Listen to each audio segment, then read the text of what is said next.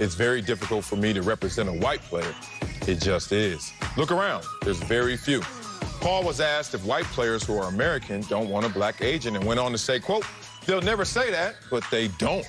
I think there's always going to be that cloud over America. So, Acho, what's your reaction to what Rich Paul said? Man, again, you've taught me this. I live by this. Your experience is your expertise. So my reaction is I'm never going to discredit somebody's experience because it is their expertise. I also care so much about the words we choose and our word choice. I think every word in society matters, and that's why we get into such volatile disagreements, because people choose the wrong words at the wrong times. I don't love that he said white players don't want a black agent, because you really don't know unless you ask a white player, hey, do you want a black agent? And they say no. Well, now you know they don't want a black agent. So just because white players don't have black agents does not mean white players do not want black agents. Still, in preparation for this conversation, I asked my producer, I said, hey, big dog. Your white one or your black one? My white one. I asked my producer, I said, hey, big dog, I said, throw out a random country in Asia, right? And he said, Laos. I said, oh, okay, bet. I said, I've never been to Laos. And it's not that I don't want to go to Laos. I'm just not necessarily familiar with, at the forefront of my mind, that country, right? I want to go to Thailand. I want to go back to Hong Kong. I want to go to New Zealand. I want to go to so many other places more so than I want to go to Laos. It's not that I don't want to go to Laos. I just wasn't really thinking of it. And so when you talk about why don't white players have black agents, I can't instantly jump to, well, they don't want to have black agents, because I don't know. But I will say that maybe it's not at the forefront of their mind or the forefront of their attention. So now you have to try to dissect the why. And the why I'll get to on my next lap. Interesting. I like that. I like that whole agent example, because since you haven't been there, since you don't participate in it, doesn't mean you have disdain for it, right? Oh, man. Okay, you said choose your words carefully, right? Well, let me choose mine carefully. I hate that he said this for many reasons. I thought it was ignorant. Let me just say it for real. And I've seen Rich Paul, and we've received awards together, et cetera, talking to him before. I don't think he's ignorant. I think this statement is ignorant. One, you're never talking absolutes. You said it. You have to ask a white player. But let's take it further. You will have to ask all white players to make the statement he made, which is white players don't want a black agent, but they won't say it. So why will we even get into a conversation of asking them if you're not going to believe what they say? I don't understand, why do people always think they have to talk in absolutes? Just say, I only have one white player. And this is interesting about the NBA. White American player or white European player, because they keep making that distinction. So he does have one white player, Nurkic, but he's European. So is that white American-born Gordon Hayward, or is it Euro? Anyway, let's talk about this.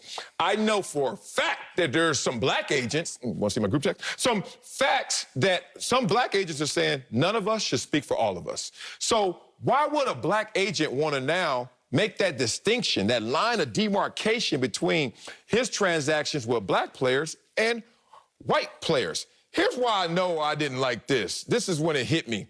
Because sometimes things land well in your heart, but not in your mind. I know when I was growing up in the hood, stuff would land. It felt like, I lived 15 minutes from Beverly Hills.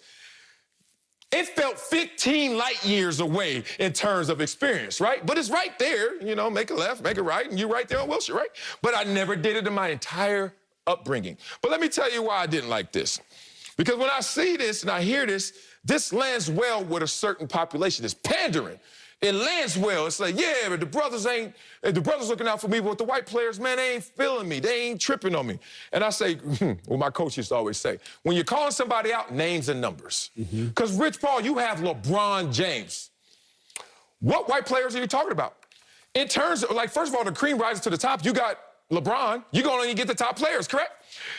Of all the players, the top 50 that make money in salary, who are you talking about? Kevin Love? Porzingis, Euro, Jokic, Gordon Hayward, or Gallinari? The other 45 are black players. I mean, so, first of all, what agent starts at the bottom, works their way up? Second of all, you're starting at the top, working your way down.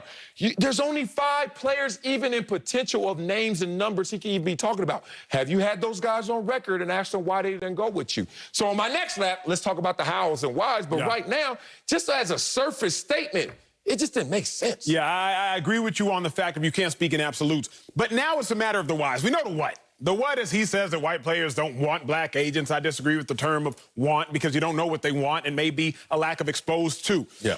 From my own experience, when you select an agent, you look at their track record. Yes. Right? You look at the elongation of their track record. How long have they been dominant? I know that this is not just a basketball sentiment from black agents because we've seen the same sentiment from black agents in football as well. David Mulugeta, friend of the show, friend of you and I, he came out and he said that, and y'all throw the tweet up there, I, along with every other black NFL agent, only represent black players. Unlike our white counterparts, we don't have the luxury of representing the entire NFL pool of athletes.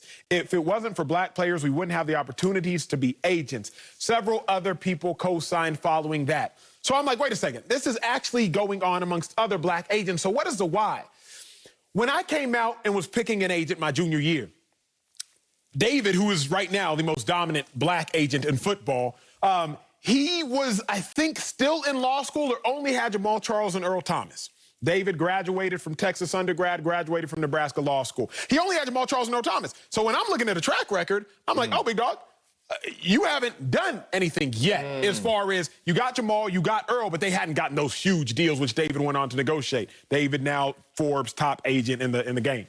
So I'm looking at a track record, Sel, and realistically, the first white agent in football, 1925. First black agent in football, 1969. You're talking about a 44-year gap as far as agency. So the track record that black agents even are allowed to have just based on the existence of black people being agents is a much shorter runway. Shout out to David Mulugeta. Shout out to Nicole Lynn. But I think the why is when the gatekeepers of agencies, because it's not the 19 and 20-year-old kids, by the way, for the most part. It's your coach, your mentor, your parent, along with your input. But the gatekeepers of who is going to audition you to be your agent, I think they're looking like, well, when we look at Elise Steinberg, who had Troy Aikman, that's my former agent, Tony Romo, who had Bruce Smith, and thus had Marcellus Wiley, that track record is much longer just based off what has been allowable in this country than the track record of black agents. So for me, I examine the why, and that is the why I stumble upon. Interesting. All right, let's go to the why that I stumble upon, because before we get into fully all of this, oh, man. Can anybody help explain Bill Duffy, NBA agent, brother, multiple white clients? Ooh. Della Vadova, Luka, Doncic. I see 4 at least on there. Kaminsky. Point being, that's why you don't talk in absolutes. And I know Bill Duffy, let me use Rich Paul's way of talking. I know Bill Duffy wouldn't say this if I asked him, but he like, dog, it ain't that hard to get a white player. But you know what's interesting? What's your focus? Is your focus being an agent, representing your client? Is your focus just contracts? Or is your focus also curing societal ills? Because we know also, talking about David Mulugeta and many of these other agents, they feel that there's a burden for them to do more than just represent their clients in negotiations. That comes with smoke. Like Rich Paul right now. This is not a contract negotiation conversation. This is about him talking about societal issues, which some players, black and white, are sitting there saying, dog, I just want to agent. And that doesn't mean that white agents don't want to cure their own societal ills, but they're not going to be as outspoken and absolute. At least I haven't seen it on record as what we just heard right now from Rich Paul. Interesting. So this is my experience. Black agents recruited me and white agents recruited me. I went with the Ivy League, former kind of smaller shop, Brad Blank, who actually had a lot of big clients, including Herman Moore at the time, who was a superstar. But for me, I just went with familiarity. Like, he went to Columbia, he went to Brown, everybody, he was the first one that came at me when I was a no-name, so he won. Here's the thing. You know this as a black player, and when we get recruited, and this is my only issue with, and I hate to generalize, but I have to. When a black agent comes at you, they play that black card to open the door. Like, wink, wink, stay with me, work with me, you know, brothers, we got to stick together. But then they get in the door, and then all of a sudden, you want to play the We Are the World equality card to try and get the white players. You think the white players didn't see you walk in that door trying to wink, wink, and trying to say, brother, let's go in here together? And that's why I think if you really want to break down the constructs of why it's difficult to cross over, it's because you're not being sincere